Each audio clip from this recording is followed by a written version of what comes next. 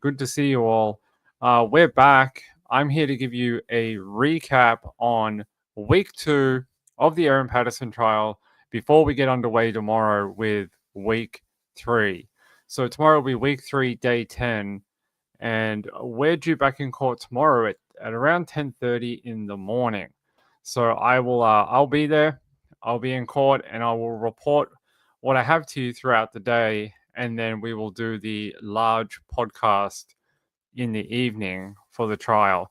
We're really getting through this trial now. Being this is week 3, we may be looking at somewhere after the halfway point right now.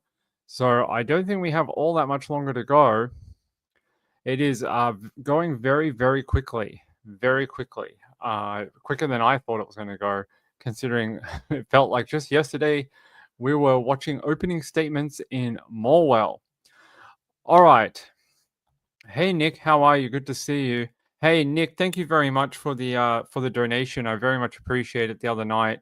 Thank you. That was very sweet of you, and I appreciate it. Hey, I Hate Mornings, The Quiet Observer. Good to see you all. Lux, Kathy Lynch, Lynn D, Laura T's here as well. Good to see you guys. All right. So I have to get you guys ready for tomorrow, right? If you haven't been paying attention to the trial, well, I can help you out. I've been there every day. I can tell you what's been happening. So why don't I take you back to Monday of last week? So it was so that was actually a pretty long day. We had a lot of witnesses. We continued with Simon Patterson in the morning, and then in the afternoon, we started to hear from some new witnesses. And these witnesses were like online friends of Erin Patterson. That's who we heard from. These people that were in this Kelly Lane true crime group. And they were talking about how they started off in this very large group, around 2,000 people. It had shrunk and it got like to a smaller amount of people, about 20 or so. And then they sort of formed a private chat where they continued their conversations with each other in a more personal setting. Let me take you back there. Yeah. No, that's not how we do that. There we go. Let me take you back to Monday and refresh your memories of how this happened. And let's see if I can get this up so I can read it. All right. So let me take you down to these witnesses. So these were after Simon. Simon finished his evidence to the jury, and he was excused, and that was it for him. He had quite a long evidence. In week 1, we got opening statements, and then the first witness they called on Thursday was Simon Patterson.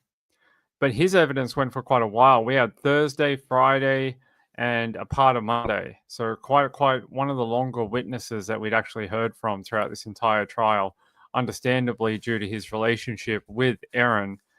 And then in week 2, we heard from these Facebook friends. I'm just going to get down in my notes so I can give you what I had. That's not it. Let's go down. And I wanted to just give you a couple of the points of what happened with these witnesses. So it was three ladies who gave their evidence about belonging to this group and how they sort of met Erin and the sort of things they talked about online. And if it'll actually load for me, that'd be nice. I will tell you all about it. They're like, Ping, you should be professional and already have this. And I'm like, I did. All right. All right. So the three people we saw on Monday afternoon was a lady who I'm going to give the initials CH, another woman with the initials DB, and another lady with the initials JH. So first, I'll read you a couple of quotes from the very first lady, and her name is CH. And here we go. Let's take you down here. And they ask her about knowing Erin Patterson, and they say, "Yes, I do. I knew her through online." And they sort of say, "Well, how did that come to be? Like, how did you guys sort of find each other online?" And she says, "Approximately 6 years ago, I was a member of an online Facebook chat group. It was a true crime group focused on Kelly Lane. I met her through that." So CH's evidence was that she met Erin Patterson through this group, and they talk about how it progressed. And they they ask, like, well, how many people are in this group? And she was saying that in the original one it was about 2,000 people interested in Kelly Lane's trial. And then after a period of time, that group became smaller. There was some falling outs, or they just wanted to make a different group. And they ask her here, so that so eventually that was turned into a smaller group of about 20 to 30 people. Is that correct? And she says, that's correct. So they went from 2,000 to about 20 or 30 people. And they ask about what kind of things did they share in the smaller group, the 20 to 30 people group. And CH says, it was mostly current affairs, what was happening in the world, a lot of discussion around royalty, politics, and crime, and a lot of personal stories. She says, so we got to know each other. It was a small enough group where we did lean into each other's lives. We were a support for each other. And they proceed to ask CH a follow-up question to this. What sort of post did Erin Patterson share? And CH replies, lots about her kids, Lego, buying the house at Leongatha, just general life type stuff. Information about herself, her husband, just the challenges she was facing, the difficulties she had as a single mum. And they go on as another question here asking about what was Erin's reputation in the group. And CH replies, she was well regarded. She was a really good researcher. So, in the group, in earlier times when we would really be focused on true crime, she was well known to be able to research and get information quickly from the internet. She was a bit of a super sleuth in that group. And there were a lot of professional people in that group, so she was highly regarded in that group. They proceed to ask her, did that group of 20 to 30 people eventually shut down? And CH replies in her evidence, yes, yeah, yes, it was. Basically, yes, it got shut down. And they said, when was that? Was that at the end of 2019? And she says, that's correct. And they ask, did you remain in touch with Erin Patterson after the group disbanded? And her reply in evidence here is, yes, I did. And she said, there was another group established. I was not in that group because I didn't want to. I just wanted to opt out at that time in my life. I had other things to focus on. About 10 months after, Erin contacted me personally to invite me back to the group, which was even smaller at that time. They asked her sort of how many people were in that group at that particular time. And she said, well, it varied somewhere between 8 and 12 or 8 and 15 people. And she said it sort of fluctuated at the same, over time. And they go on to say here, what was the focus of that smaller group where Erin had invited you back? And she says, very similar to the previous. It was very much people who had bonded over the course of those years and had provided that level of personal relationship, as well as, a current affairs, things that were happening in the world were discussed. And they go on to ask her, like, what was your relationship with Erin, or like how close were you together? And the answer and question are worded like this: how would you describe your relationship with Erin Patterson, or how you perceived it in terms of closeness? CH says, I'd always felt I had a good relationship with Erin. I had a lot of, 4 or 5 conversations on the phone with her at different times over the years, one on one. And she describes being a listening ear for her at times. I didn't have any problems with Erin at that time. And they said, "Have you ever met in person?" And what they're asking is, "Have you and Erin ever, met up?" And she says, "No, I have not." So there you go. That was part of the evidence from that day. That was actually the of it from CH, and we got a glimpse into what Erin sort of did online through this evidence of her friends that met in this Kelly Lane group. So that was on Monday, and I will take you. Hey, Pavlova. Is it? Yeah, Pavlova. I like Pavlova. Who doesn't like Pavlova? Yeah, I will take you. Hey, Carolina, how are you? I can't believe we're going on week 2, week 3. Tomorrow will be week 3. Well, sort of. It's sort of like 2 weeks since the start, but this will actually be the third week when we're done. Sort of like one of those weird situations. Uh, I can't believe we're going on week 2. Thank you very much for being our eyes and ears, Ping. I appreciate all your hard work and dedication. Good to see everyone at Nights with Ping. Thank you. I appreciate it. It is a lot of work, but I really do enjoy court reporting. I hope I get more opportunities to do more of it. It is something I like doing. I like the work, and I like listening to the trials in person. Hopefully, we'll get a chance to do another one after this one if they invite me back. If I don't end up in a jail cell because Justice Beale has decided that I've done something wrong. Let's hope that never happens. Hey, Hugney, how are you? Hugney says, "Imagine having internet friends testify in a trial against you." I don't know what that would be like. All I can tell you is that um, I'll tell you after the trial what I think about that. I don't know, but it is definitely something. Says here, and so I'm not going to do any more out of day one. I think that gives you a good scope. The other two ladies gave very similar evidence. They were all part of this group together, and they all had similar, not the same, relationships with Erin. They had met online, met through this Kelly Lane Facebook group, and had all been interested in that particular trial. So the evidence was just sort of similar, but from like different perspectives.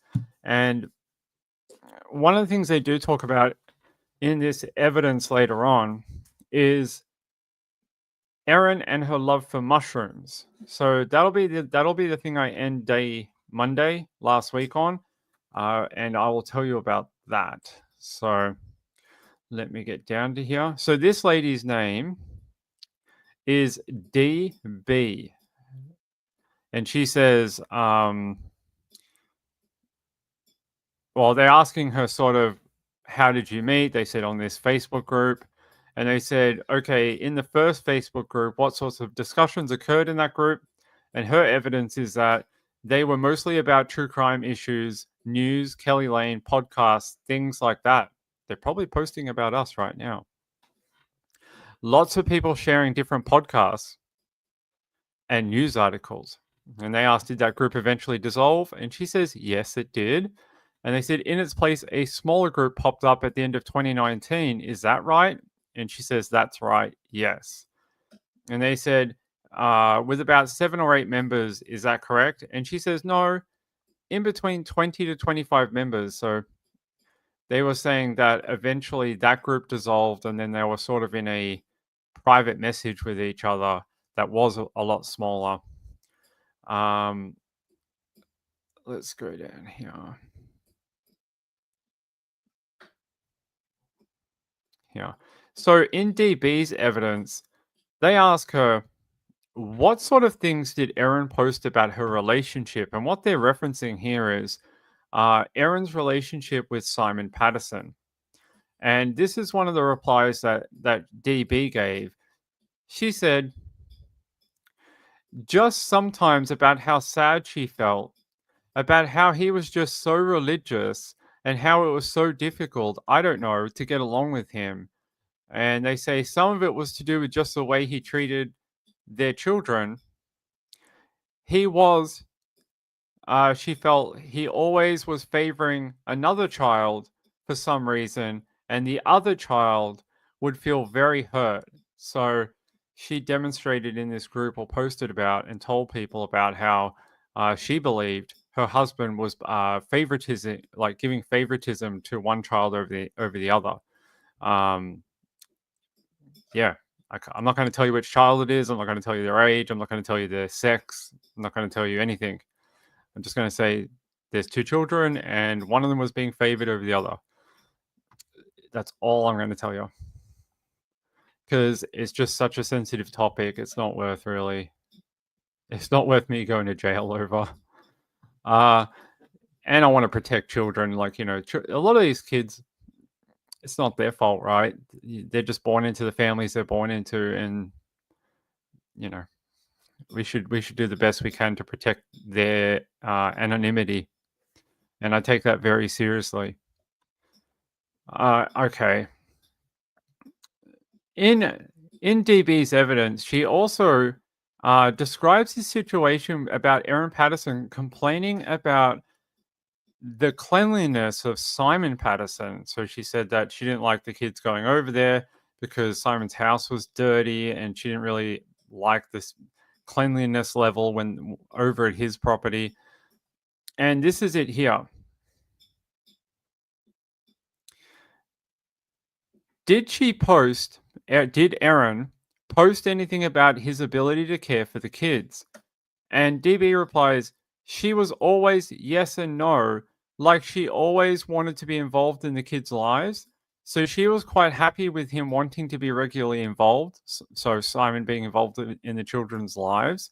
But I think it had to do more with just his cleanliness and things like that she wasn't happy with. And they have a follow-up question here where they say, what did she say about his cleanliness? And DB says she didn't want the kids to sleep over there at night because she wasn't happy with the way he lived. And they ask another question here to end this testimony.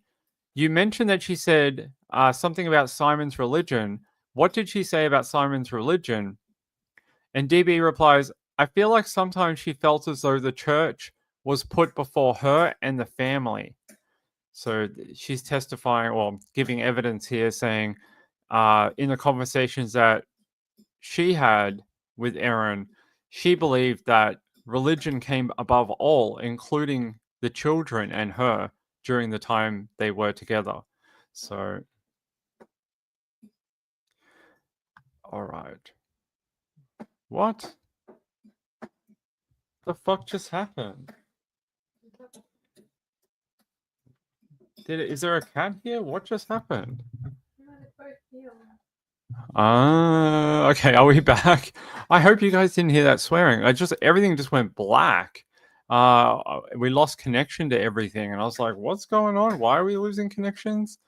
And I was like, "Maybe the cat's jumping on stuff," but no, it's okay. I think hopefully you guys can still hear me. Pavlova says, "I love this channel. Thank you for the great information and solid reporting." Thank you. I appreciate it. It's a shame others don't think the same way you do. Some people have been annoyed by how much content I've been putting out. I'm like, why would you be annoyed by content I'm putting out? Isn't that what you want? J Gaz mom, hey, good to see you. What religion was it? It's Baptist. So Ian Wilkinson, his uncle, Simon's uncle, was a pastor at Korumburra Baptist church. So it was a Baptist church. So that was where the family went. They went every Sunday. Sometimes they watched online. You'll hear in some other evidence at another time that they went 1 week in person, then they sort of watched online another week. So they sort of split their time depending on probably what else they're doing or if they wanted to go or not. So there you go. Joe. And they say, okay, so one of the bits of evidence that DB talked about as well was the food dehydrator. And they asked a question like this. At some stage, Did Erin Patterson discuss a food dehydrator in this group chat? So they're talking about the small group chat where there's only like a handful of them. And she says, yes, she did. And they said, what did she say about that? And they said, she was a bit excited that she'd purchased a food dehydrator. And they asked, did she share any media about it, any images? And DB replies, in our private chat group, she shared photos of her dehydrating mushrooms in the food dehydrator. And they were asking down here.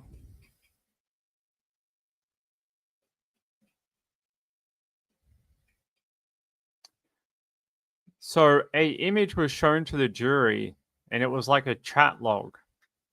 And they were saying like, when did Erin show this to you? And that's what the description I'm going to give you is. And they said, can you say when this message from Erin Patterson was sent to you? And DB replies, again, it was sometime after purchasing the food dehydrator, but I can't specifically remember when. It would have been early to mid, in between the lunch that had occurred and a few months before that, I'd say, sometime in between that. And that screenshot that they showed was just a message talking about the dehydrator between the group chat participants. And they say here, they show another image and they say, can you just read that for the jury, please? And the message reads, so this is from Erin. And they say, so fun fact, the dehydrator reduces mushroom mass by 90%. Do you think Woolies would mind if I brought the dehydrator into their vegetable section and dried things out before I buy them? That was one of the messages that DB confirms did come from Erin Patterson and was sent to her. I didn't know that about mushrooms. I wonder if you did. And they said here, so they present another image to the jury and the witness, and they ask what it is. And DB says, that's Erin's food dehydrator, and they're all the shelves, and that's the mushrooms that she was dehydrating. So they showed this photo to the jury. It looks like a dehydrator with multiple shelves and bits of mushrooms in it. I hope not. I feel like I'm being watched at the moment. I've had some interesting people follow my work in the last week or so. Not like FBI or anything, but just some higher ranking people, and I don't want to scare them away with all my profanity. I, I would like to work with these people. So, all right. And they said, how did you obtain this image? And they said, Erin sent it to us. She was excited about dehydrating mushrooms. They show another image to the jury and the witness, and they ask, what does it depict? And they said, one of the trays, one of the shells from the dehydrator with mushrooms on there.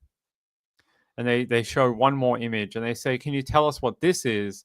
And DB replies, it looks like buttered mushrooms that are chopped up, and they're saying basically on the dehydrator.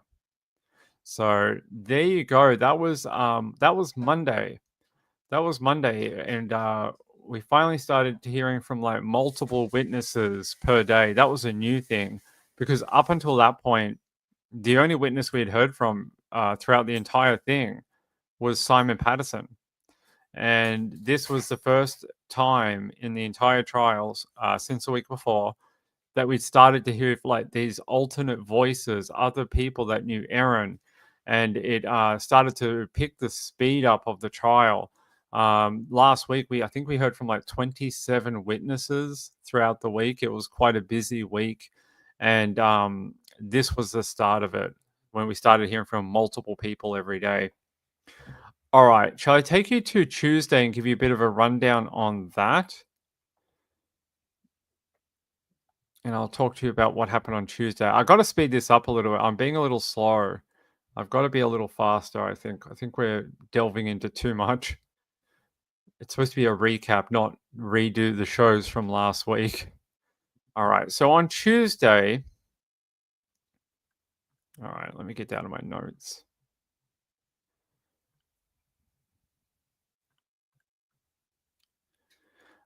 Yes. So on Tuesday, the first witness that was called in the morning was actually a man who worked for it's a store called Better Home Electrical. And what they do is they sell white goods, electrical stuff, kitchen gadgets, things like that. And the reason he has been called as a witness, I'll tell you right now. And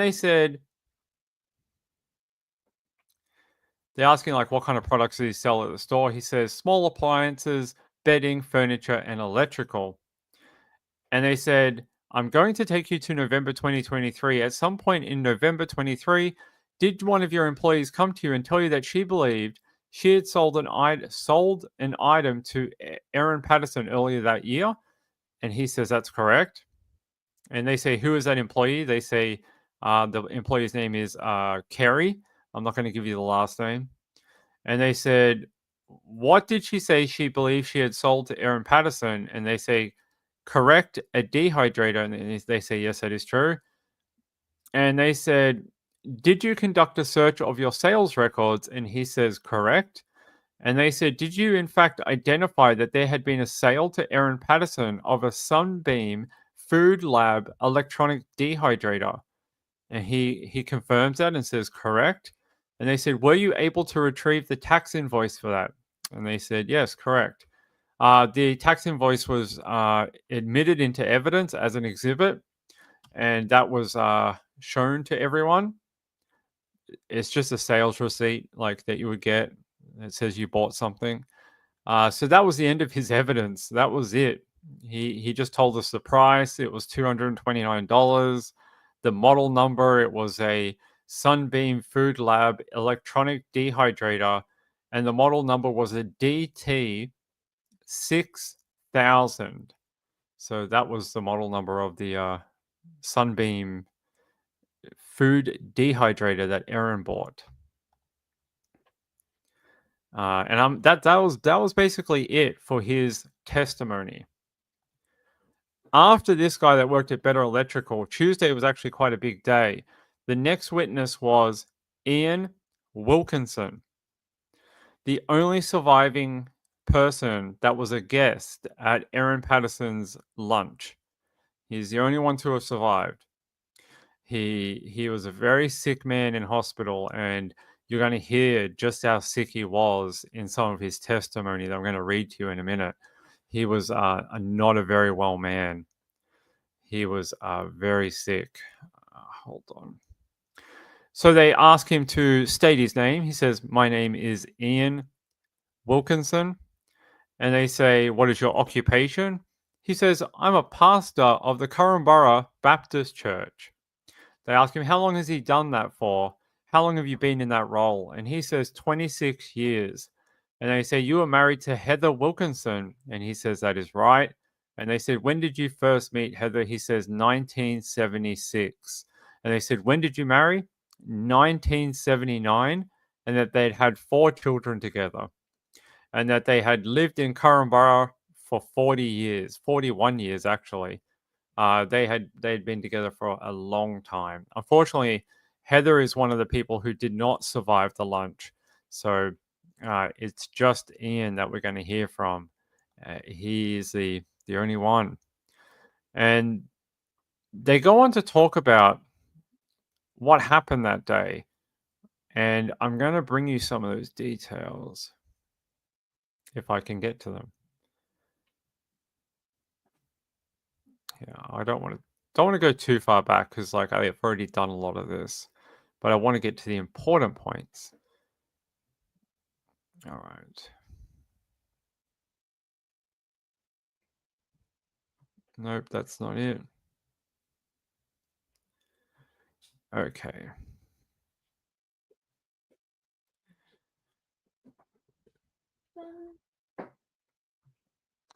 So in Ian's evidence, they ask him a question about once he got to Erin's property.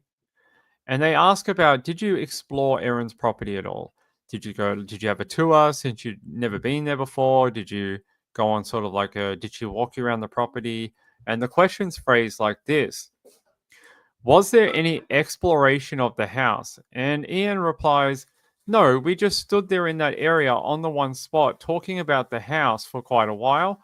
The conversation in my memory was largely driven by questions from Gail and Heather. And during the conversation, Erin mentioned that there was a pantry behind a wall in the kitchen. Heather was very interested in pantries at the time because we just built one at home. Whenever we went to somebody's house where they said, we have a pantry, she wanted to look at it because she wanted to get ideas for setting up her pantry. So, on hearing about the pantry, she just immediately started walking towards it, calling out, can I have a look at your pantry? And she assumed the answer would be yes. She got about halfway to the pantry, and Gail decided she would go to the pantry.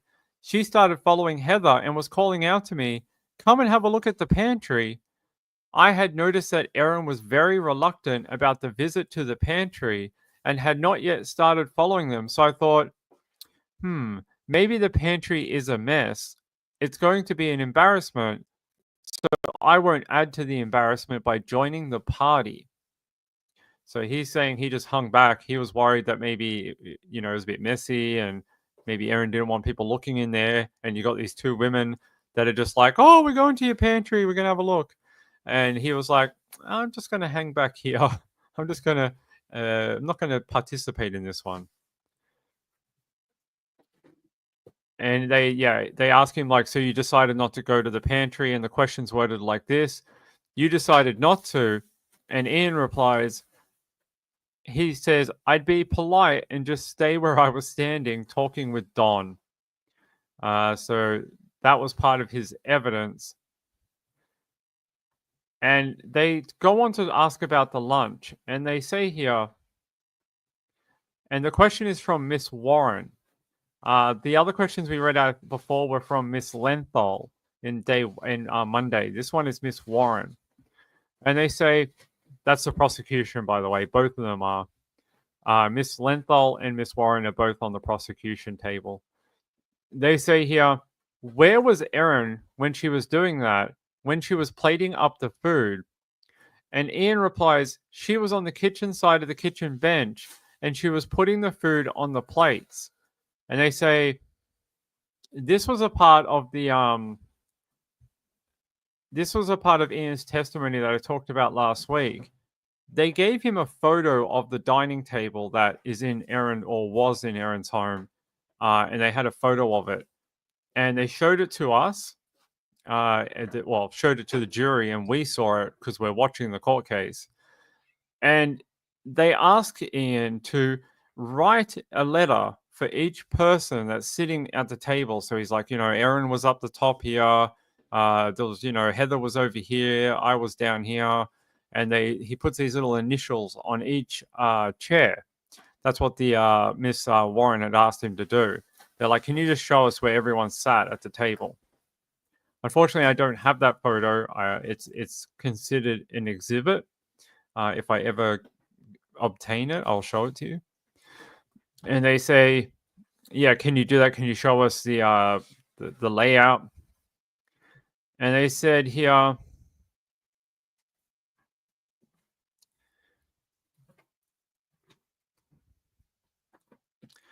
okay. And they say,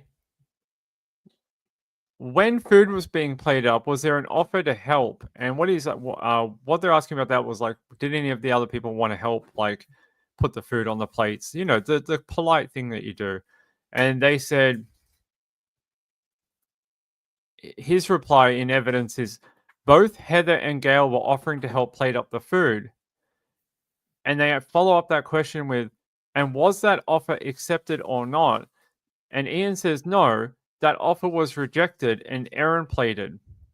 And they follow that up again with, did Erin plate all the food that went on the plates? Ian replies, all of the food.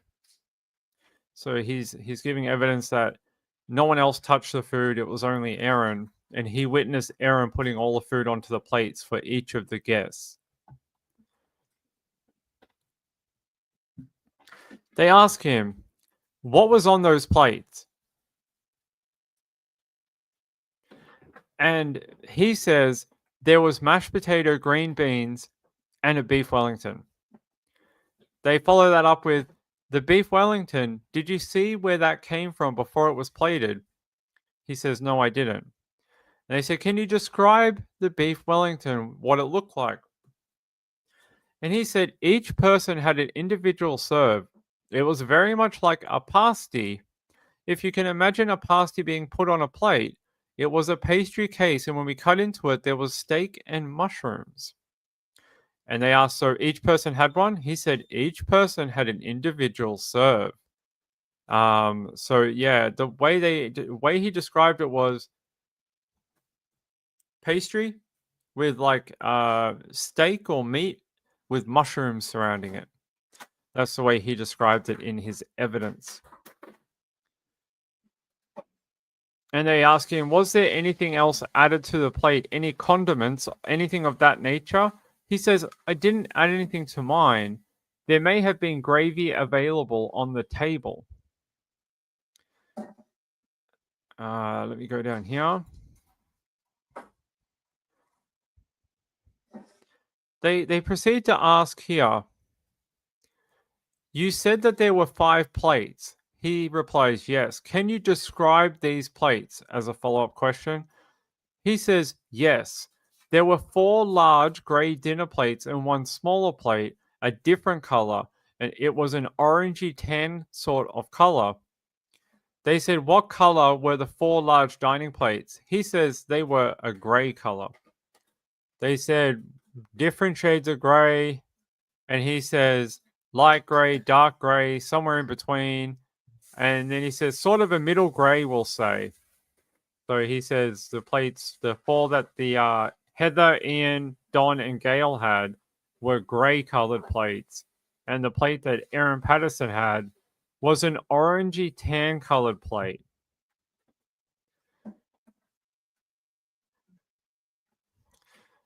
And one of the questions they asked here was, once the food was plated, how were the plates distributed? Who distributed those plates? And he says, in his evidence, Ian says, well, the plates were distributed by 3 different people. Gail picked up 2 of the grey plates and put them on the table. Heather picked up 2 of the grey plates and put them on the table. And Erin picked up the odd plate. What he means, the orange tan plate, and carried it to the table. And they ask, where to the table did Erin take that plate? And Ian replies, she took it to her place at the table. So there's some testimony from Ian Wilkinson. And I wanted to just bring it down to when he's in hospital. I just want to talk, I don't want to do too much on it. I think it's been covered extensively, but I do want to talk about it a little bit. If I can get down my like 250 pages of notes. Okay.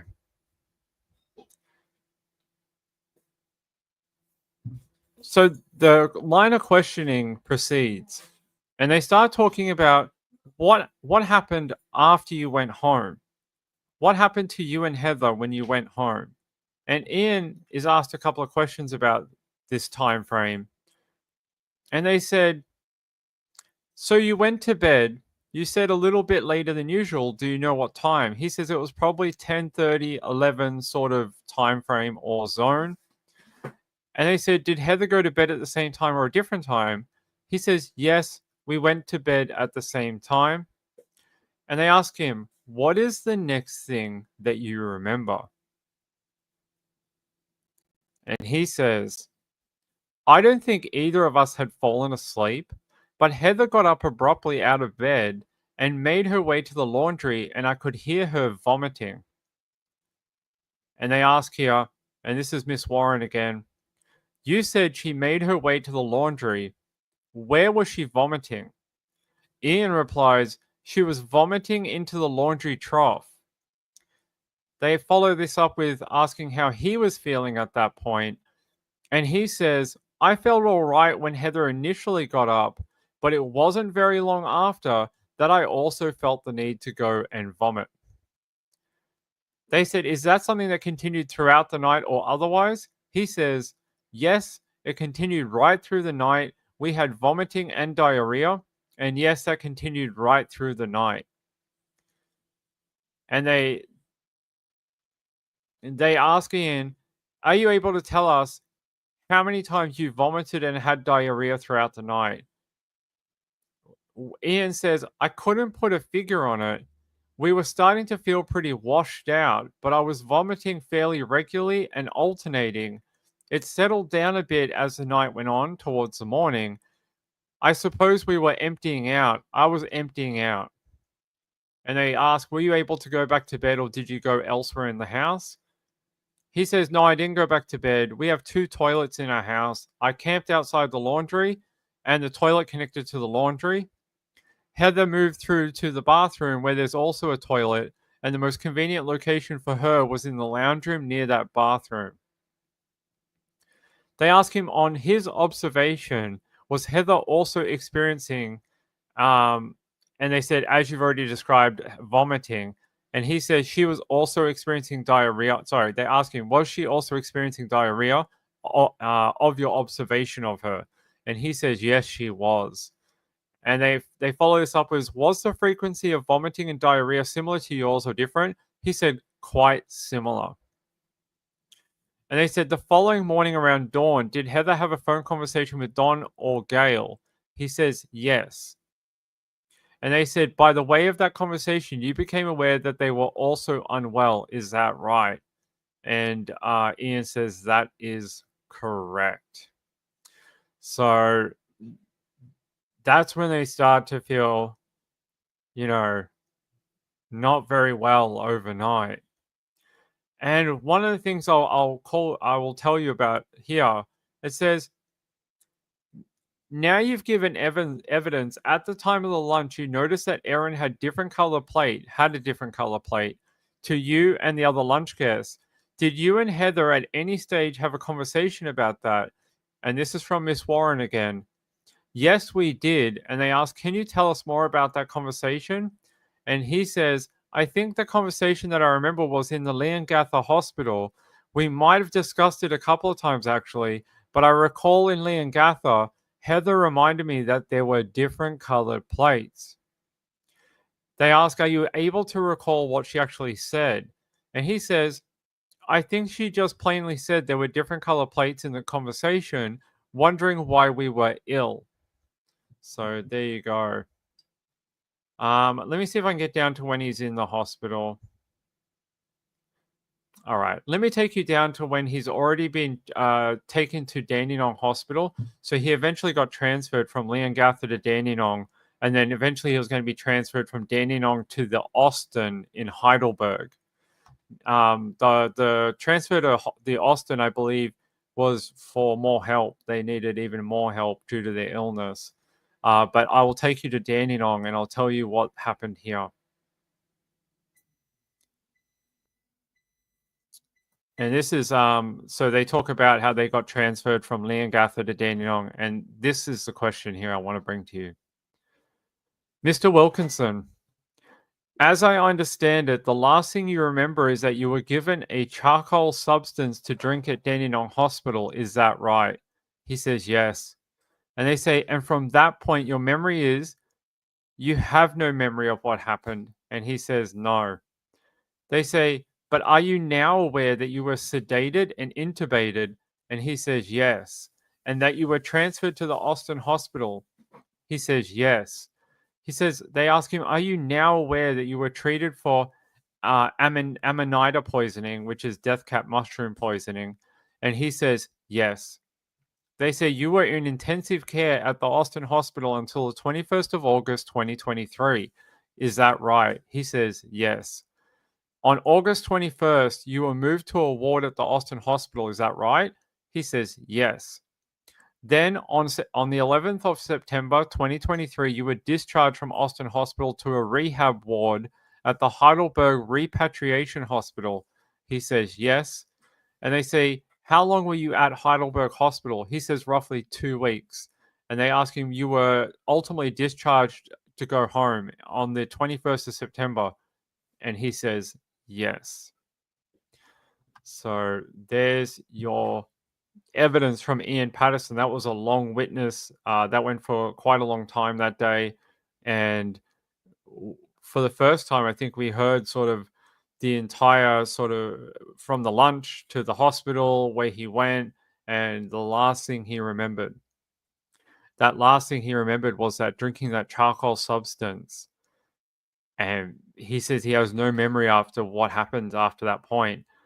And they're now saying that he was actually sedated, intubated, and then taken to the Austin for further treatment. And from what we know now, he had a liver transplant, and that's the only reason I think he survived was because they were able to give him that liver transplant in time. I'm sure we will hear more about this when we hear from the experts from the Austin. So we haven't heard that yet.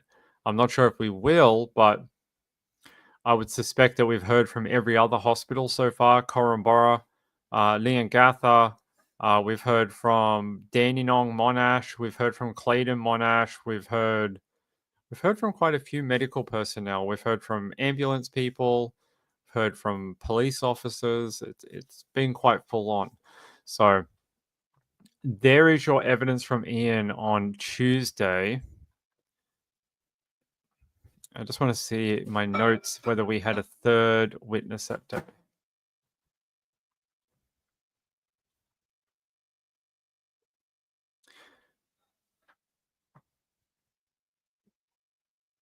So we did. We had another witness after Ian that day. Her name is CH. She was a team leader for Gippsland and an ATA for the Royal Flying Doctors Service. And they said, "What was your role in August 2023?" She said, "I was a patient transport officer for the Royal Flying Doctor Service." And they were asking her what exactly they were doing, like what was she doing? And she says that she attended an address in Korumburra, and they said it was regarding two patients experiencing vomiting and diarrhea for the past 8 hours. She said yes. And they said, "How did you get there?" She says, "We traveled from Wonthaggi. Our base is in Wonthaggi, our branch, and then they traveled over to Korumburra."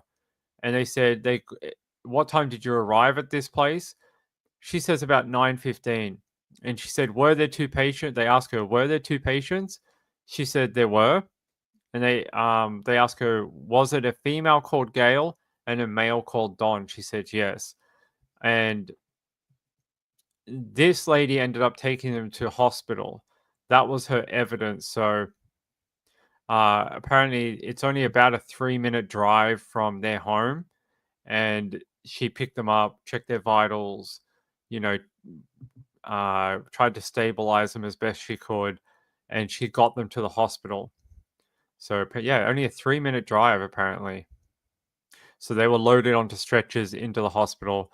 And they said originally they had identified that they had gastric symptoms and that it was related to food poisoning or such. So she says, "We called ahead to Korumburra Hospital to make sure it's okay because it was a very small hospital with only limited beds. So they knew, they were aware we were coming. They gave us basically the green light to go, so both Don and Gail walked out of the ambulance. Don was obviously, he had just vomited in the house. He was still feeling more symptomatic than Gail. So we popped him on a stretcher in the driveway and loaded him into the car. And Gail got up on the back of the ambulance and sat in the seat. They asked him, "So did Don appear to be more unwell than Gail?"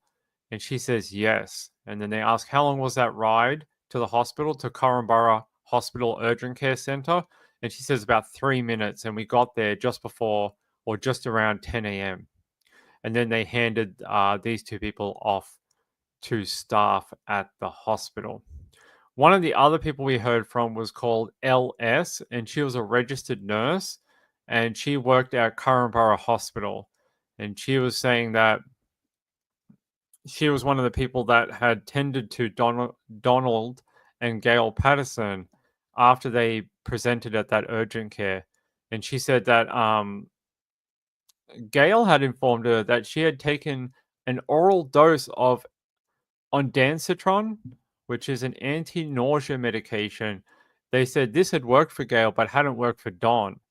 And they said, did she indicate when she had taken that dose? And they said earlier that morning. And they said, but when they arrived, Donald was still nauseated. And she gives an evidence, still nauseated and vomiting. And they said, and having diarrhea. And they said, yes, and having diarrhea. Um, and they said they were admitted to the urgent care. And they said that they sort of did their sort of like base treatment, which they said uh, she gives in evidence. I gave cannulas to both. I gave IV fluids. They ask what a cannula is. They say a little needle into the skin that allows me to give IV fluids.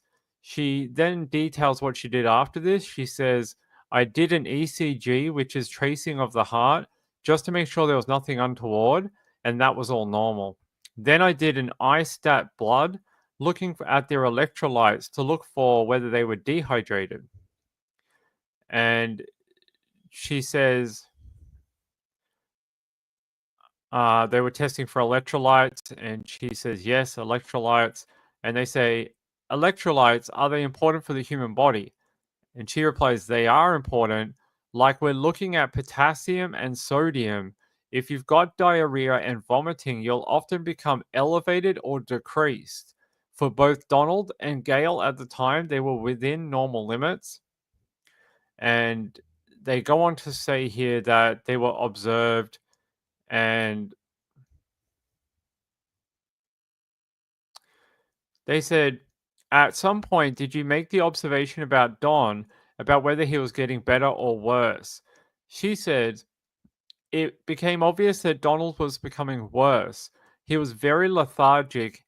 His blood pressure was going down a little bit. His pulse was going up a little bit, which sort of shows signs he was unable to tolerate to keep any fluids, continually vomiting, going to the toilet every 10 minutes. So it was quite unusual for a typical diarrhea and vomiting. They asked, did he look worse than when he had first presented at the hospital? She says, yes, he looked worse than when he first presented. And they said, did you continue a saline drip in the ward? And she says, yes.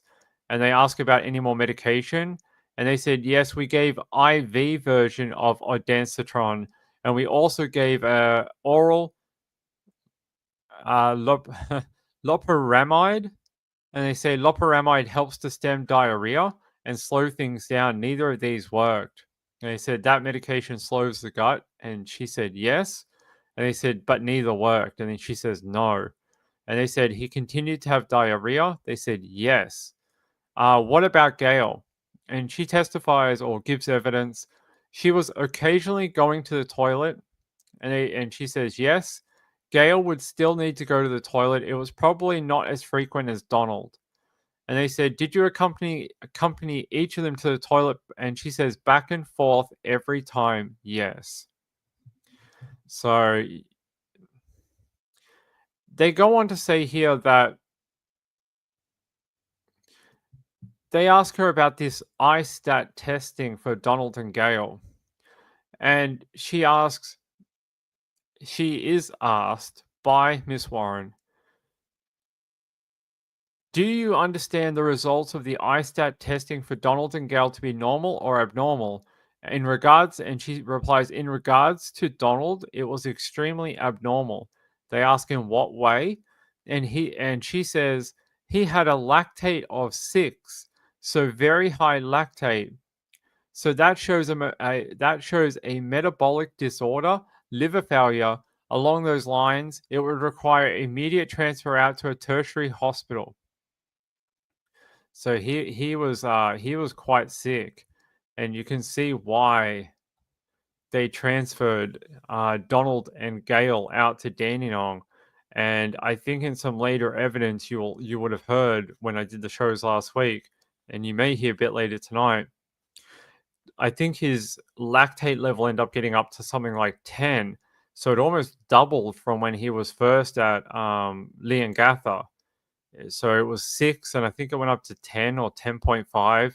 So very, very high lactate level. And they talk about these lactate levels throughout a few different witnesses, and they ask, "What is lactate?" And basically, it's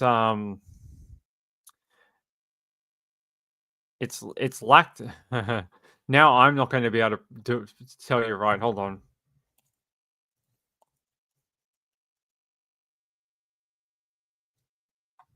All right, here we go. So they're saying here that it is a measure of the level of lactate in the blood at any given point in time, and they're saying that normally it is a byproduct produced in the body during normal metabolism and exercise, and they said it shouldn't really increase. One of the other ways people might know of lactate is lactic acid. So you can get lactic acid buildup in your like muscles and things like that when you exercise a lot. Um, but when you're sort of not doing anything, or just not exercising or whatever, you shouldn't really have any higher lactate, or it shouldn't be increasing at all, or you shouldn't have a higher presence because you're not doing anything. So when people present like this and have this higher lactate level, it sparks urgency from the nursing staff because they know something's very wrong. It's like, wait, what's going on with the metabolism? Why is this happening? They're not like jogging or anything. Like, what's going on? And it's like an alert for them. They When they see these higher readings, they get very worried. Could mean a bunch of different things, infections, and like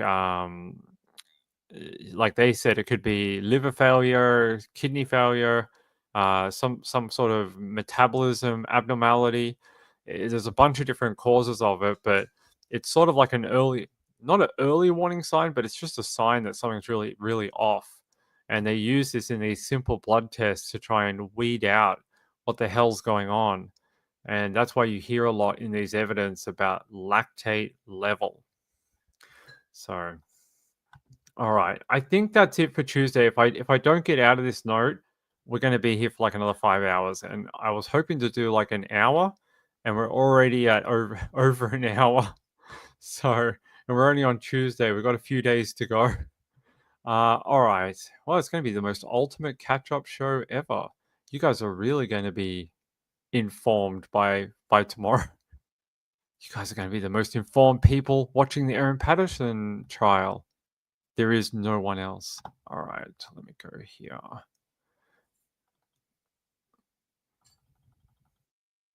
So on Wednesday was quite a long day too. And let me get down in my notes because we got a lot of different things that happened before, witnesses that we talk about. All right. So on Wednesday, we heard from a doctor called Dr. Mark Douglas. And he gave a bunch of evidence, and I'm going to read a little bit to you tonight. And I'll try and keep you up to speed. Actually, I need a drink. Hold on.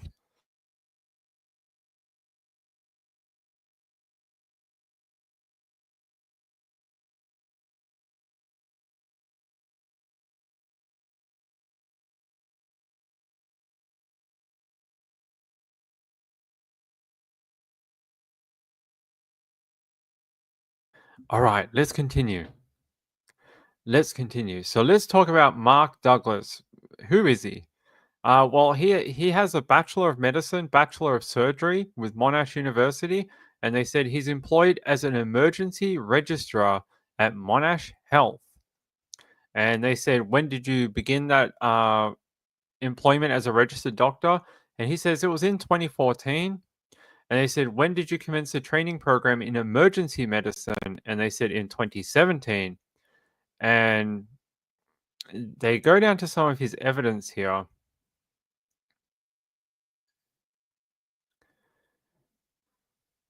Yeah, let me go down here.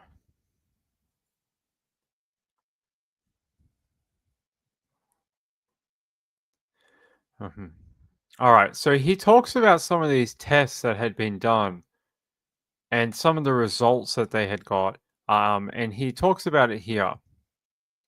And this was for Donald Patterson, and this was another doctor called BM. We talked a little bit about her last week. I did some stuff on her testimony, but tonight I don't know if we'll get to her. Or we might, but we'll see how we go on time. And they asked the doctor, was she admitting him to her unit from emergency department? And he says yes. So they're talking about Donald. And he says, my understanding is that that's what she was doing, admitting him. And they say, what was your understanding about how he came to be at Dandenong Hospital? So this is after Donald and Gail had been transferred from Leongatha to Dandenong. And they say, from what Dr. M told me, he had been transferred there from another site. He said a peripheral site, which I think was Leongatha. And he goes, that's what I was told from the hospital there, transferred to Dandenong, having presented there with severe diarrhea and vomiting. And they say, what about his blood tests? And this is what his evidence says. He says, I think that both from the blood tests done at Leongatha or the blood tests that were done at Dandenong when the doctor called me, she said there is evidence that his liver was quite inflamed. There was also in his venous blood gas sample, there was some evidence that he had abnormalities there as well with the lactate. There's the word lactate again. And they say, can you repeat that? And he says, abnormalities in both the liver tests and the blood gas tests. And they ask him, were you told the initial causative factor for his presentation? And he says, at the time in that first phone call, and the history of what had been told to me, that he and several members of his extended family had eaten a meal, and that was about 12 hours prior to the onset of his symptoms. And they said, was it that the meal that was presumed to be the cause for his presentation at the hospital? And he says that was the question I think that was being put forward. I think given the time, and he said they thought that the symptoms could be related to the meal that he had ingested. And they said, did you understand that Donald Patterson's wife Gail had also been transferred and admitted to Dandenong emergency with similar symptoms? He says yes. And they ask him, and was reportedly not as unwell. And he says, yeah, what I was told was that Donald was quite unwell, both in his clinical state and his lab test state as well. Whereas Gail wasn't as symptomatic, but wasn't as unwell as. Wait. Yeah, sorry. He just says, whereas Gail wasn't, but she was symptomatic, but wasn't as unwell as Don. And they said, did you understand her to be in a short stay unit in Dandenong Hospital at the time you were speaking to the doctor? And he says, yes. And they said, did you understand that there were also two other family members with similar symptoms? And he says, I was told there was a total of 4 people, two of which were Donald and Gail and were at Dandenong. The other two were at a previous health service. And I want to get a little bit further down here, otherwise we'll be here all night.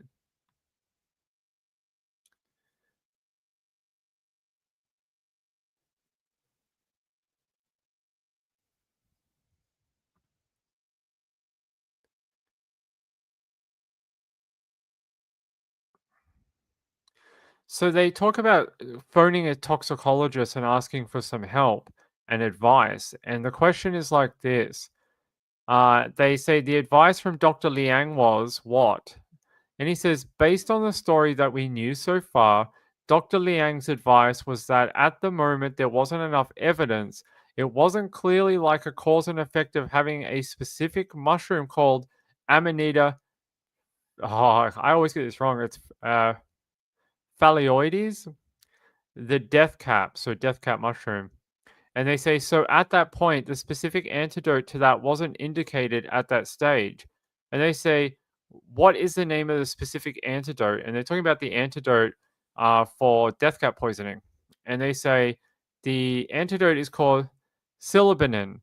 So it's called silibinin. and it is the antidote for death cap poisoning. So if you have death cap poisoning, they can figure it out, they'll often try to do that for you. And they said, did Dr. Liang advise that the current treatment as commenced by the treating team to be continued? And they said, yes. And they said, did he give you some further advice about a medication that should be administered also? And his reply is, his advice was that we should start a medication called NAC. And they said it is usually a medication that they use when there is an injury or an irritation to the liver from paracetamol poisoning, but it can also be used as a general kind of tonic in other causes of liver injury as well, and can confer a protective effect. So, given that the liver function tests were deranged, it wouldn't be unreasonable to start the NAC as well. They ask him what he meant by deranged, and he goes on to say that is the same as abnormalities, that they were not normal. They ask him if that's a medical term, and he says yes. So they still weren't 100% sure what the cause and effect of these symptoms were. Even after speaking to this first toxicologist, they were like, oh, sort of sounds like phylloides, Amanita phylloides death cap poisoning, but there's no evidence, and we're not sure, and we'll just try and start them on the NAC first, and we'll go from there.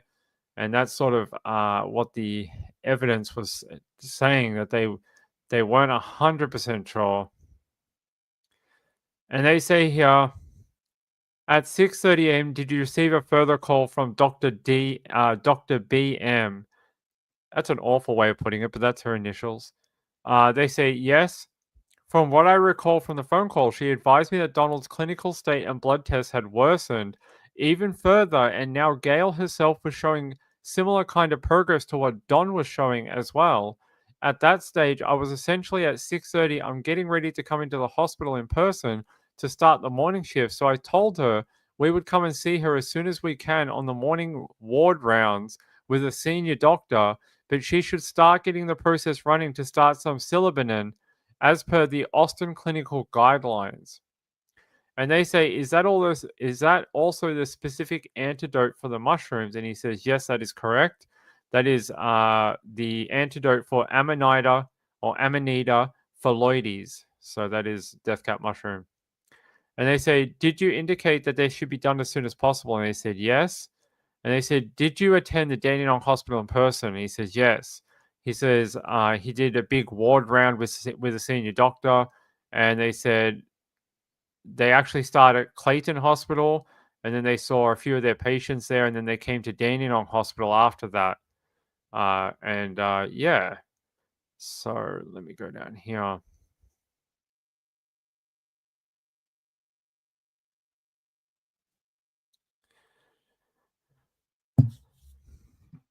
And they said here,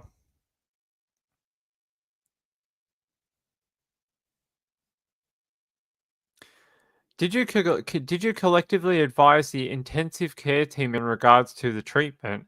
And he says, yes, at that stage. I recall that at that stage, we were still unsure about the exact mechanism, and there were several other kinds of potential poisons that could have caused such an effect beyond just the mushroom. But the feeling was we'll start the treatment for the Amanita phalloides while things are, I think he was saying, while things are, you know, not okay, but still going. And he says, which is to say, non-specific in terms of their cause. So he was saying like they weren't 100% sure of what the mechanism was, but they would start the treatment anyway to see if they were going to get a positive reaction out of it and to help the people. And then they say, and then as if we happen to find the exact causative mechanism, if it was a poison, then we could narrow down the treatment. But at the start, we'll give the patients a psilocybin. And they say shortly after was Donald sedated and prepared for transfer to the Austin hospital. And he says he was. He was sedated in order to facilitate an intubation, which is a tube placed in his airway so that his breathing was done by a ventilator. Then he was transferred to the Austin hospital. The Austin hospital is the center for both liver and toxicology kind of medicine combined. There you go. So, I'm going to stop his test evidence there. Otherwise, we'll be here for 9 hours. But that's a bit of an insight into some of the medical work that they did for Donald and Gail, and some of their thought process of like how they were trying to figure this out.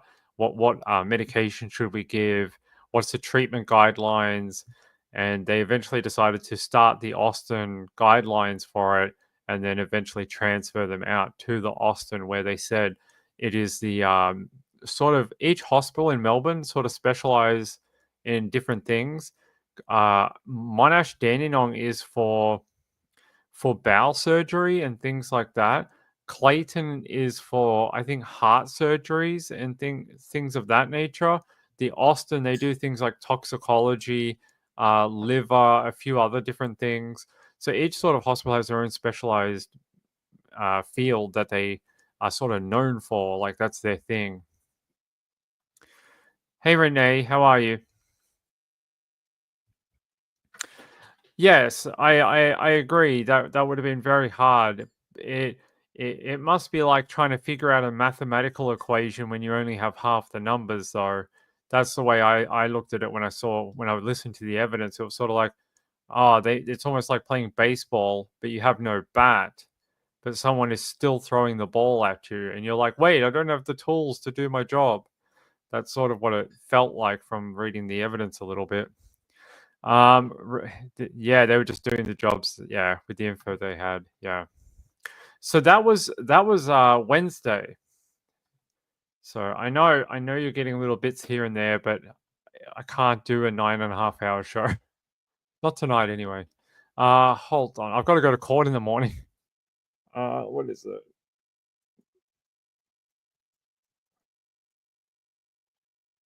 No, that's not it. All right.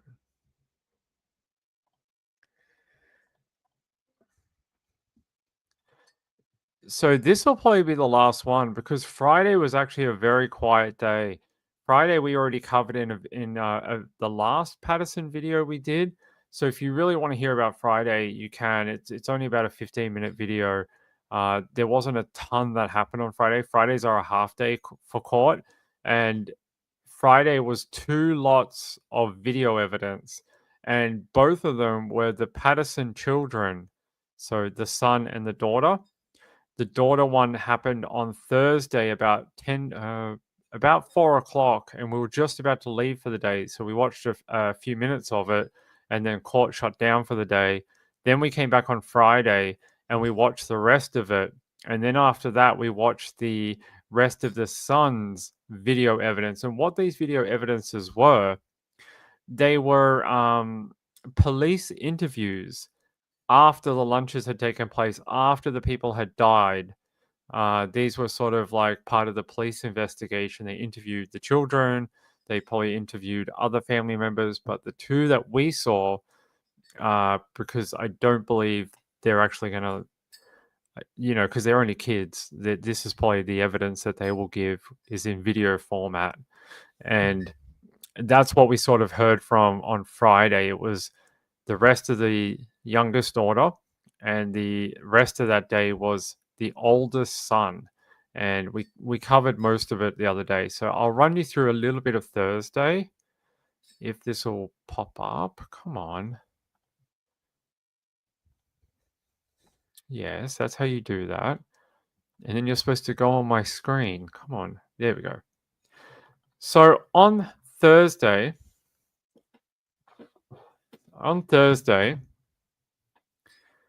let me get down in my notes.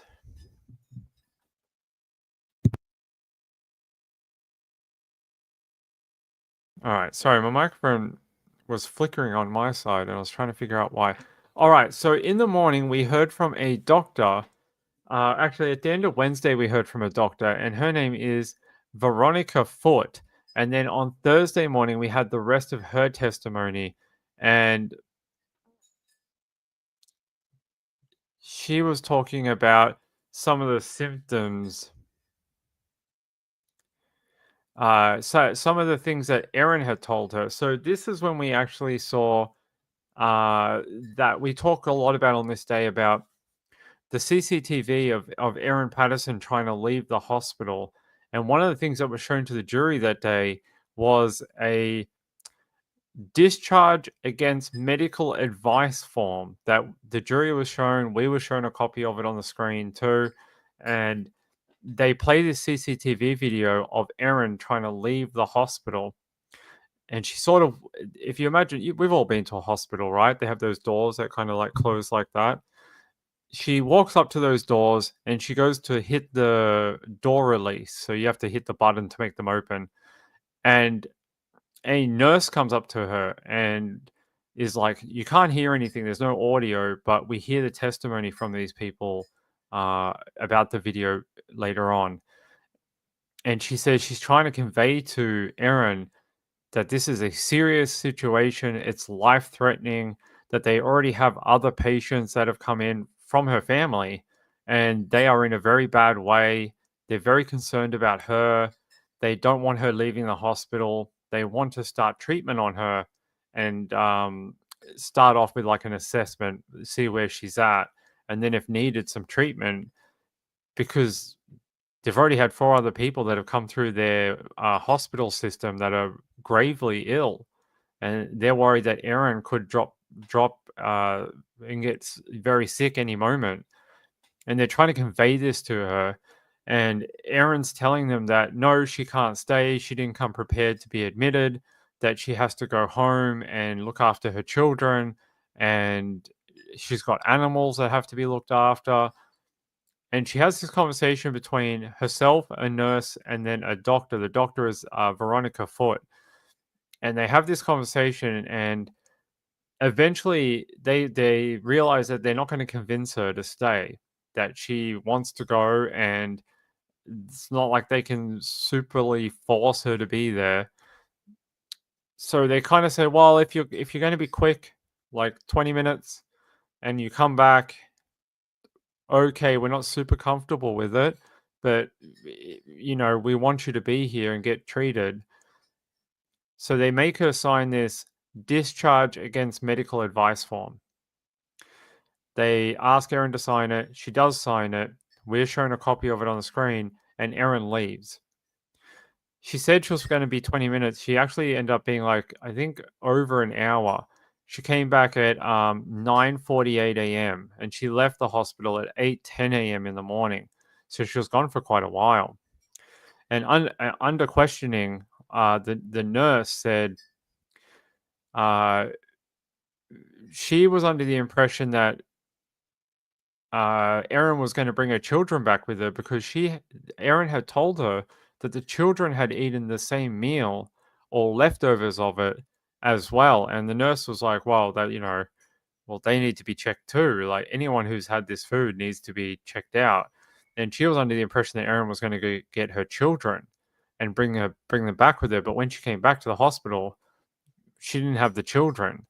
So that's where we started off with that whole segment about how the children and how they got to the hospital. Anyway, it ends up being that Simon Patterson gets the children and takes them to Monash Clayton so they can be checked out.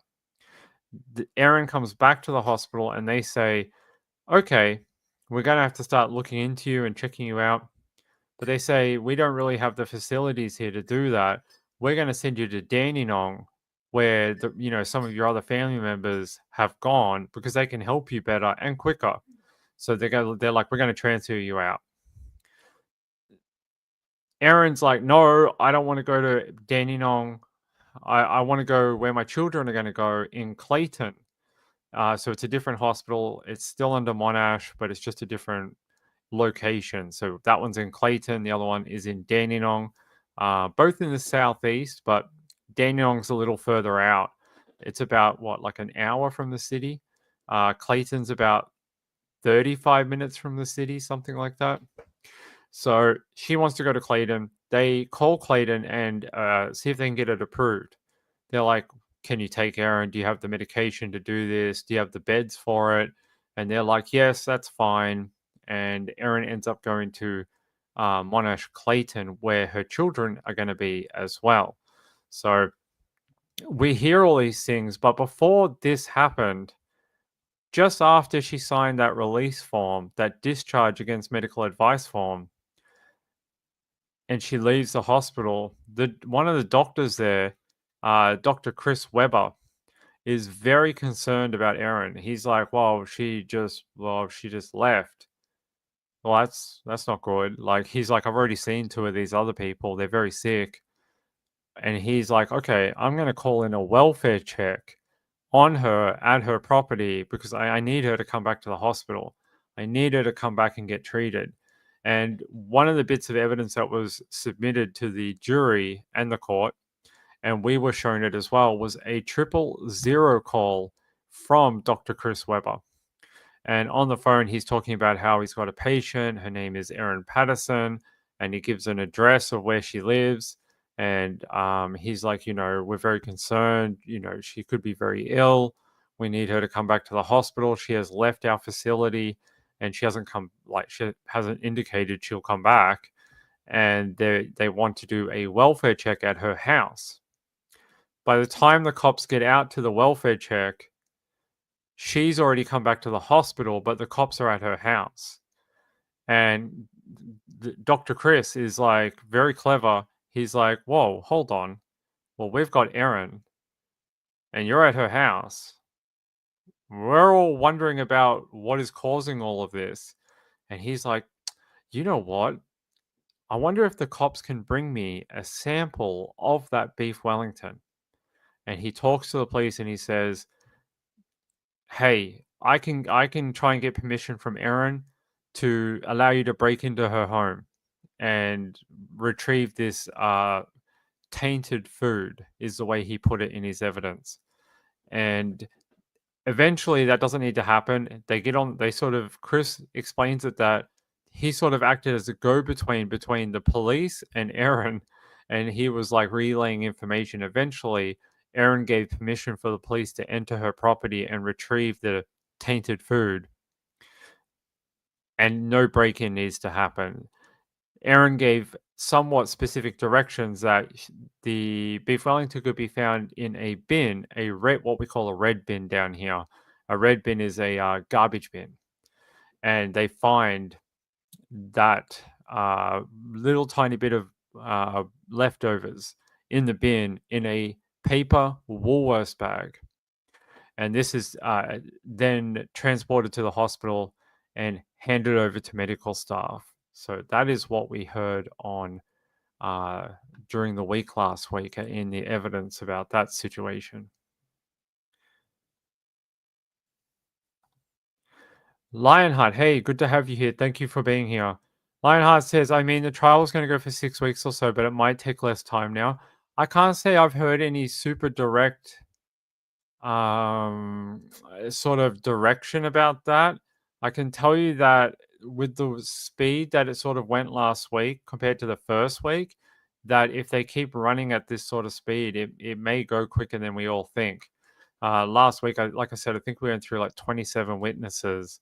I'm not 100% sure. If I hear something tomorrow about this time frames or how long the court's going to go, something that we can report or something, I will definitely tell you. But right now, all I know is that we didn't go to court today, but we'll be back tomorrow. We'll see. You never know when you get into court in the morning. They could be like, hey, this is going to happen, and we've got all this new information for you. And, so, this is what we decided on when you weren't here. So it's sort of like rocking up to work when you haven't, everyone's been at work, but you haven't. And then you rock up the next day and they're all like, hey, we made all these decisions and you weren't here. So that's sort of what happens sometimes. We'll find out tomorrow. If I find anything, I'll tell you.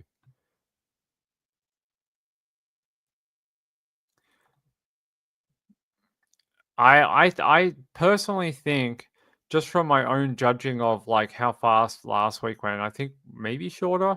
But that's just, I promise it's just a guess. I don't have any information that can back that up. It's just a guess from me.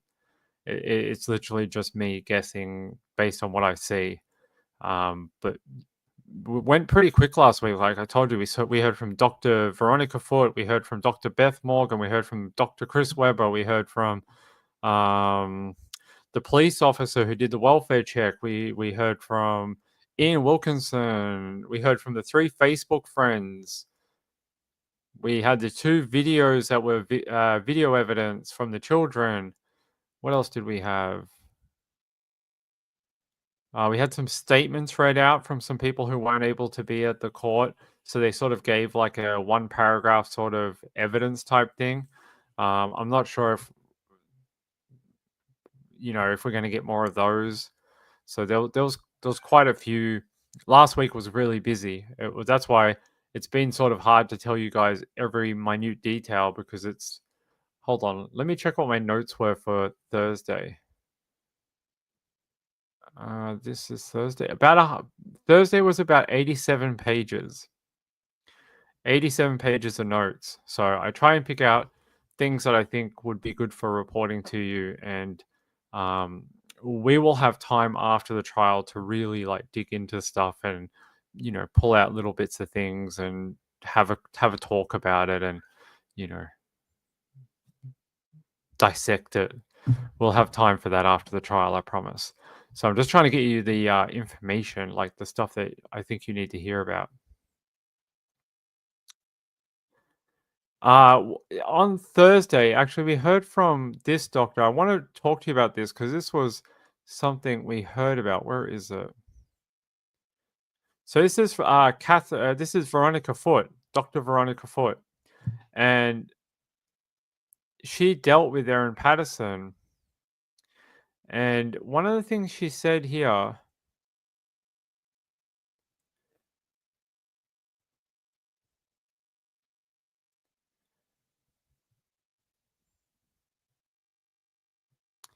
Sorry, let me get down here.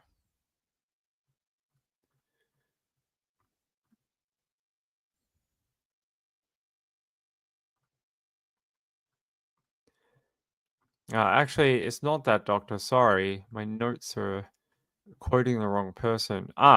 So on this day, on Thursday, we heard from Kylie Ashton. And Kylie Ashton, we did a lot on the show last week. She is the Director of Nursing and Midwifery at Gippsland Southern Health Leongatha campus. And she's a qualified nurse, qualified midwife. And they said that she held the same position in July of 2023 and that she gave her evidence. Yeah, let me get down to her evidence.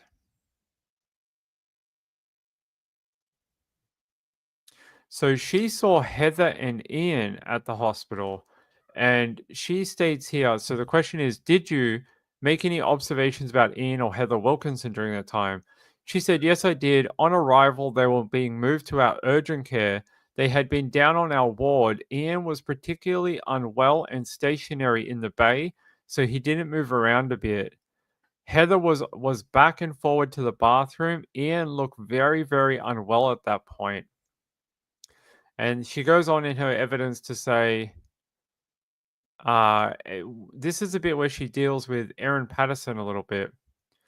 And she says here, I want to ask you about the presentation of Erin Patterson at the urgent care center at around 8 a.m. or 8:05.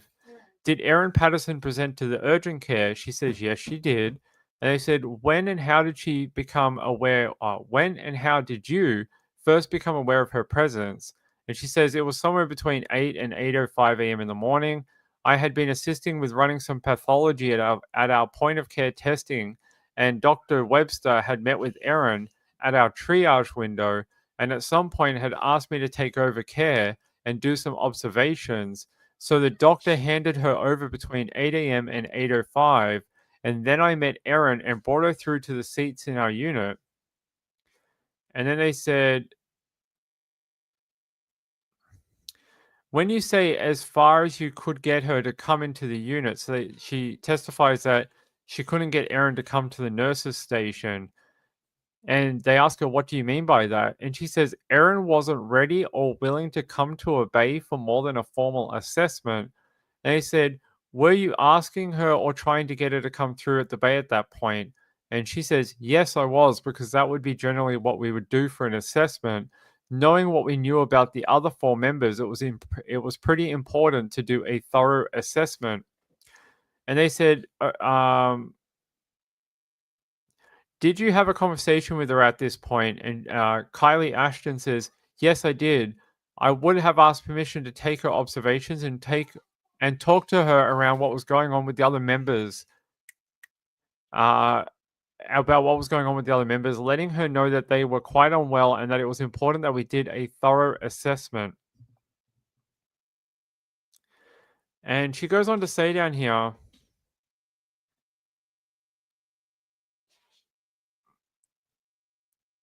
they said, what, if anything, did you say to Erin about what needed to happen next, or what your role would be? Like, uh, what would you need, what your role would need to be? So, yeah, they're asking, like, what would you tell Erin about what would happen after the observations and what would happen, basically? And they say, Kylie Ashton says, I was firstly just getting through a thorough assessment, so checking her out.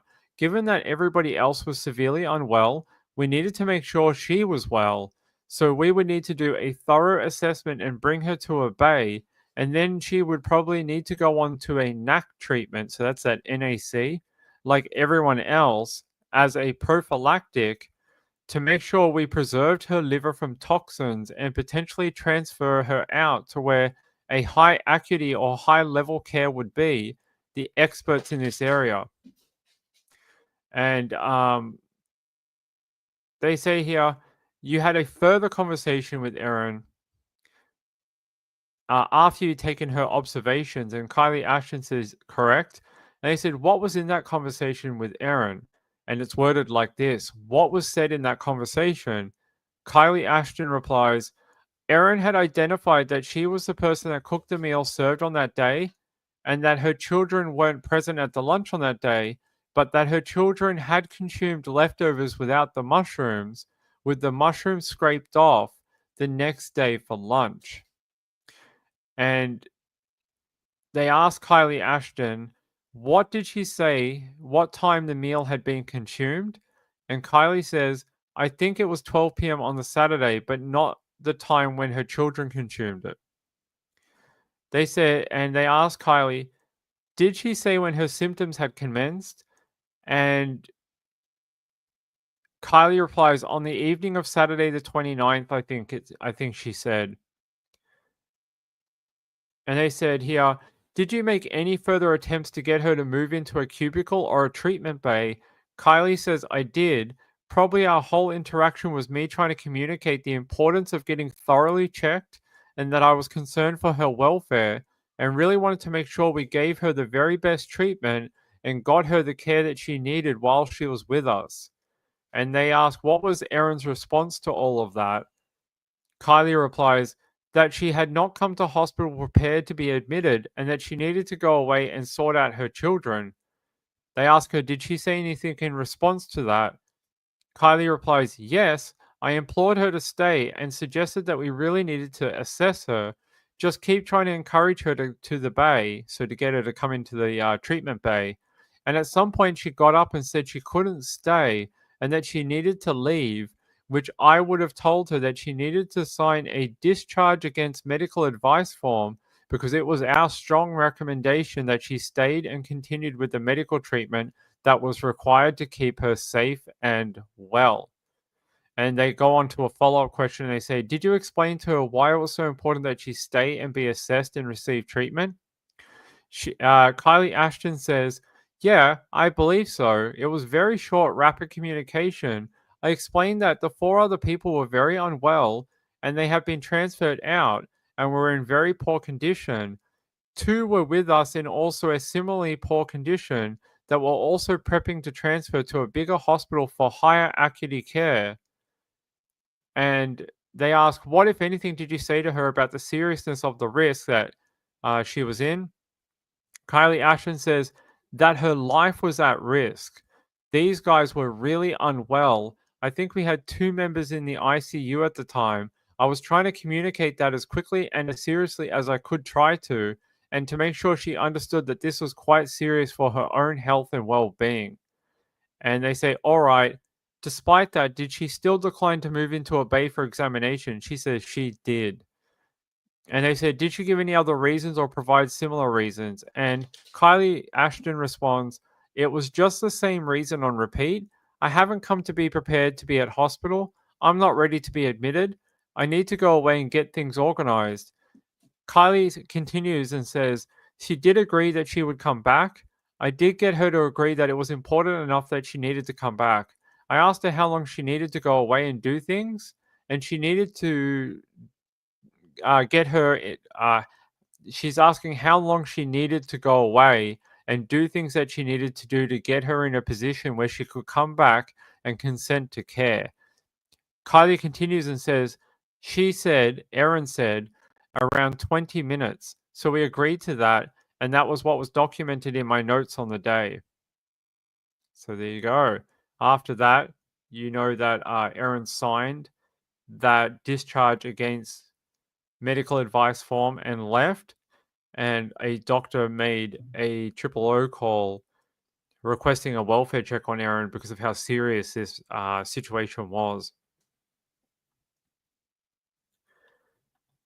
Lionheart says, I mostly watch US trials, and it's amazing how differently the media and public are allowed to behave when the trial is on.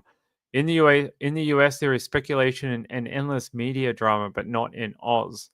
Yes, so we have a law here called subjudice contempt. And subjudice contempt is taken very seriously here. There is no maximum that a judge can sentence you to, basically, for the crime of subjudice contempt of court.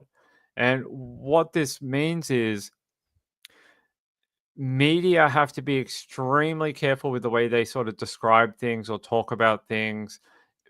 It boils down to not polluting the courtroom. And that can mean like you're not going to subdivert a trial. And how that works can be a few different ways. But one of the ways is by polluting a jury member. And how that would work is a jury member may leave court one day and they're like, oh, I'm been in trial all day. I'm just going to, judge told me not to watch any YouTube, but he'll never find out. I'm just going to watch some YouTube. And they come across old Ping's channel, and I'm here going this and that, and my opinion is X, Y, and Z, and I think. And the jury member goes, oh, that guy brings up some really good points. I wish I was thinking like that at the trial. Well, maybe I'm just going to take what he says. And somehow the court finds out that they've been watching these videos and it sort of altered the jury members' thoughts or opinion or their verdict or something like that. And you basically created a guys. I can't even see you. My cats are so stupid sometimes. Guys, get away from my computer. So annoying. Ah,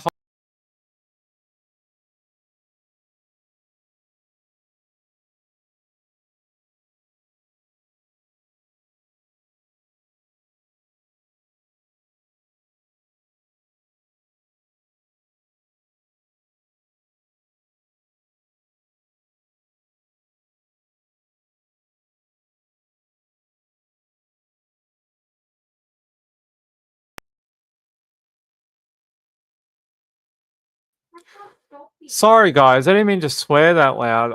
My cats are stupid. They just jumped all through the computer cables and ripped a bunch of them out because Muffin is being mental. Muffin, hey, stop! No more. No more jumping through Daddy's computer. Stop. Oh, they drive me crazy. Like I'm trying to work here and they want to play in Dad's computer room and I'm like, it's not a playroom, it's workroom. You guys go play in the other parts of the house. Like you can climb the curtains for all I care, but don't jump through the computer. So under here there's a desk, but there's all cables connected to the computer and silly orange cat here and big fluffy cat over there, they love jumping through the back of the computer because it leads to a hallway. Oh, it drives me mental. I'm like, get out of my computer. They did. They pulled the webcam out. So sorry about the swearing. Sorry. Oh, I thought they'd actually pulled the power out of the computer because everything just went black again, and I was like, this is the second time tonight they've screwed up the show. Oh, the wonders of pet ownership. I mean, the joys and trials and tribulations of having animals. Muffin, hey, come here, come here, come here, come on, hey, come here. Oh, yeah, yeah. Okay. I thought he wanted to be part of the show, but no, he doesn't want to. He wanted to jump away. He he wanted to. I was like, all right, fine. You want to be part of the show? Just jump up. And he was like, nah. He wanted to run away. Look, that brings us to the end of my my recap. Anyway, I think that's most of what I wanted to talk about. The other bit is the video evidence by the two children. That's detailed in our last Erin Patterson video. Goes for about 23 minutes, 31 minutes, 18 minutes. I'm not sure. It's not very long though, and that details basically the rest of the child evidence for it. I don't want to go back over it. I don't think it's like super integral, but if you're interested in it, that is. So if you go on my page, it's not this Erin Patterson the week two. It'll be the last numbered day, and that'll be the video evidence of the two children. Lionheart says I used to teach high school science online, and my cats would join in. You should watch this channel more often because my cats do this at least twice a week, where they go mental and rip out all my computer stuff. I don't know if you can hear him. He's howling. Hey, why are you howling? Why are you howling? Are you a dog?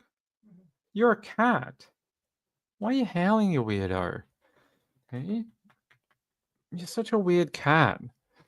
He howls like a dog. It's weird. I'm like, aren't you a cat? Hey Penguin, how are you, my friend? Did you get my donation last week? Hold on, sweetheart. Let me have a look. One from Penguin. I don't know. Did I? Did I not say thank you? Am I being a very bad person? Let me have a look, my sweet friend. I know your name. I know your name. Let me have a look.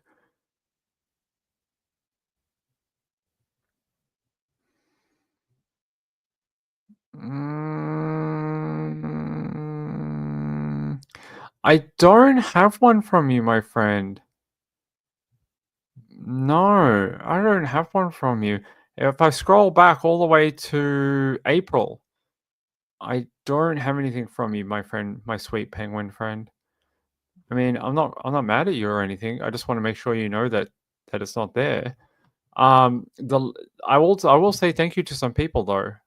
This channel really runs on the generosity of other people that help out, get me to these trials and things like that. I'm very thankful because these trials basically come out of my own pocket to create the content, and some people help out, and I really appreciate it.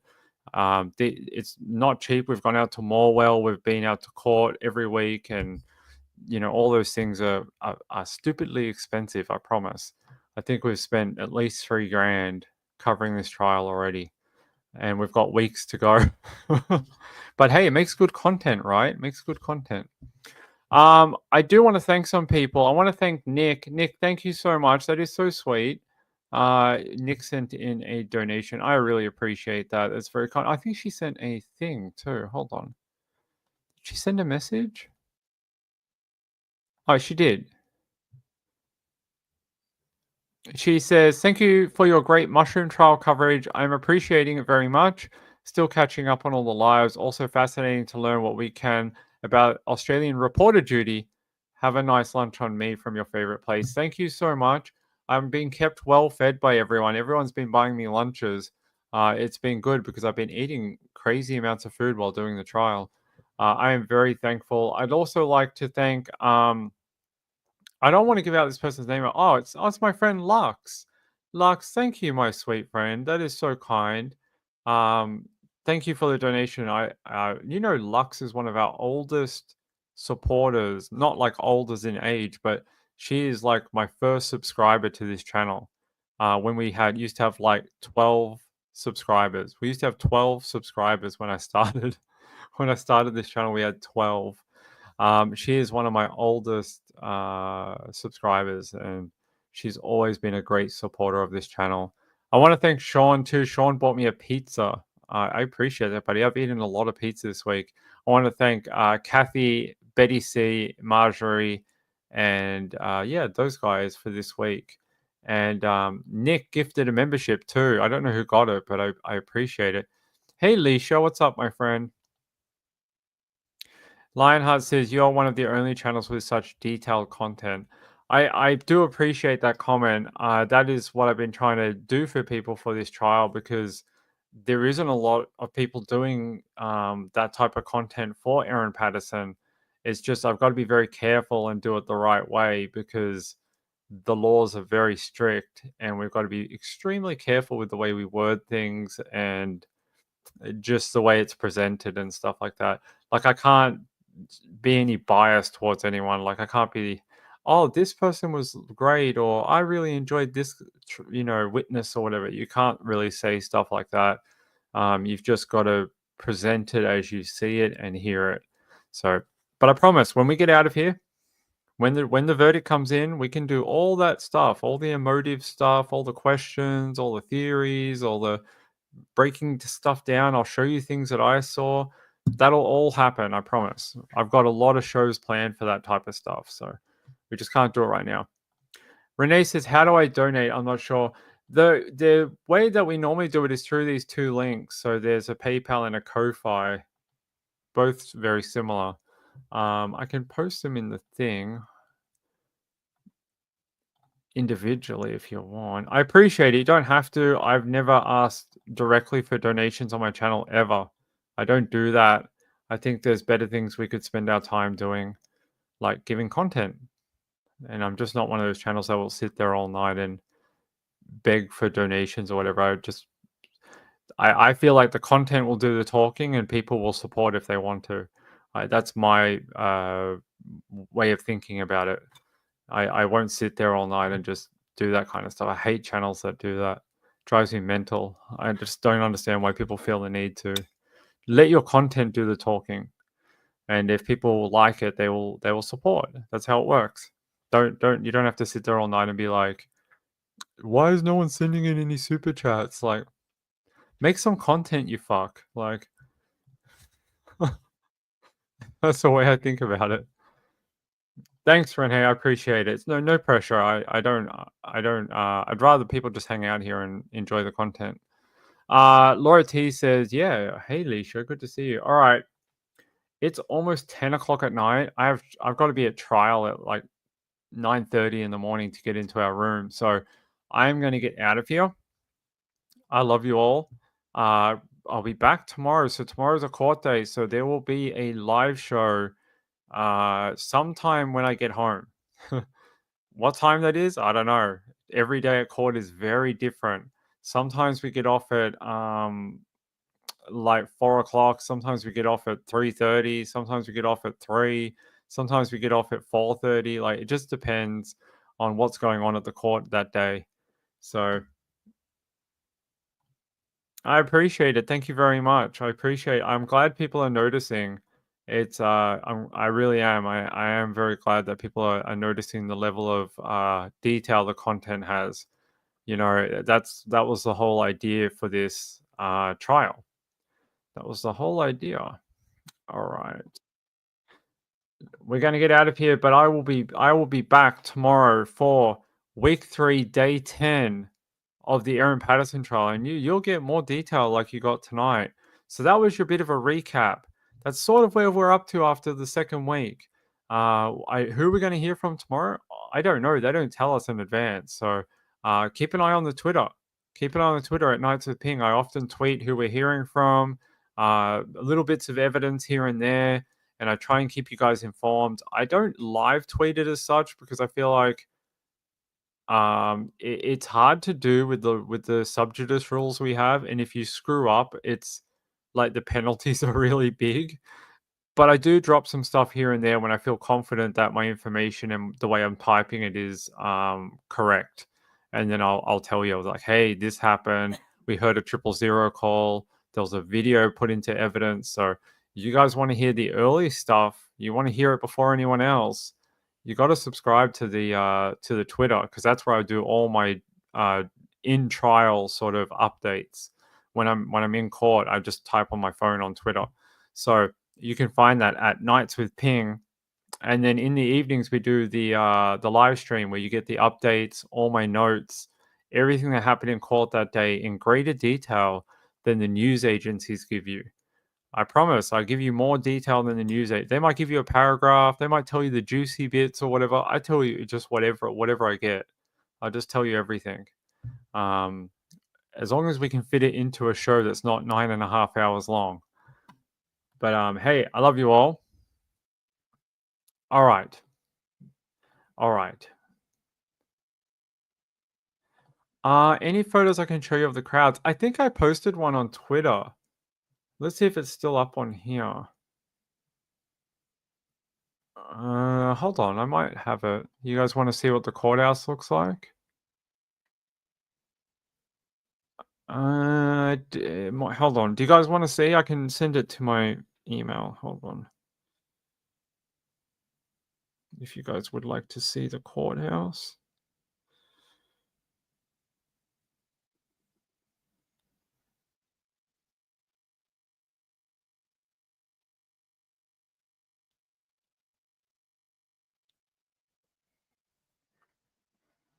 Hmm? Okay, hold on.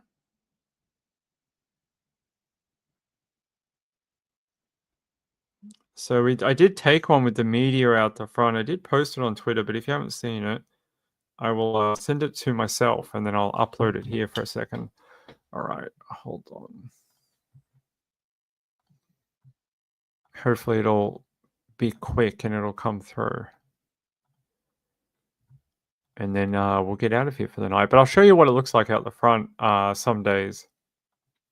We get all these like photographers and things out the front of the courthouse. Come on, email. All right, there we go. Yeah. So this is actually the back way into the court at Morwell, and there's more media out the front. So out the front, you get all the girls that do like the live, I'm standing out the front of the courthouse or whatever. They're all out the front, but out the back, you get all these photographers, and they're all waiting for all the like Simon Patterson and stuff like that. They're all waiting for like anyone they're allowed to take photos of, and they've got a video camera, and there's people everywhere. These are the smaller group. There's another group out the front, and there's more in other places. There's media everywhere at the courthouse. This was in the afternoon, so this was pretty quiet. But you go in the morning at about 9 a.m., and this entire courtyard is full of photographers and videographers. It just 50 media members, like they're everywhere at the trial. So, yeah, I wish I could show you photos about where I go in court for the media thing, but I'm not allowed to. I'm not even allowed to tell you where it is. I'm not allowed to tell you where, like, it's sort of like Hogwarts. You got to get a letter delivered by an owl, and then only then can you go to court and cover cases as a court reporter. So you got to wait for your Hogwarts letter from the Supreme Court. That's what you got to do. All right. Hey, I love you all. Yeah, thanks to all the new people. We've had like 120 people subscribe to the channel in the last week. I appreciate it. We're getting closer to that 1,500. That's sort of like our goal for this week. It would be great if we could get to 1,500 subscribers by the end of week 3. Our goal is actually to get to 2,000 by the end of the trial, but 1,500 by the end of this week would be a hell of an accomplishment. So, hey, I love you all. Be safe out there. Look out for the updates on the Twitter during the day tomorrow, and then come back here around this time tomorrow night for the week 3, day 10 updates, and you'll hear everything I heard in court for tomorrow. Peace out. Have a great night out there. Have a great Tuesday. If you're in Australia, if you're in America, have a great Monday morning. No Monday-itis for you. Not when you have content from Ping. And I'll see you then. Good night, everyone.